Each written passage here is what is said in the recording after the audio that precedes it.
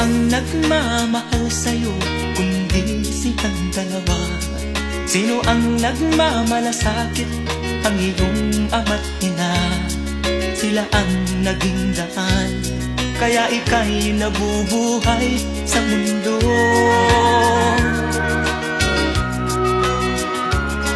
Ano man ang mangyari, hindi sila magpapago. Ang mga magulang mo'y laging nagmamahal sa'yo. Kahit na nasasaktan, kahit na sila'y di mo pinapansin.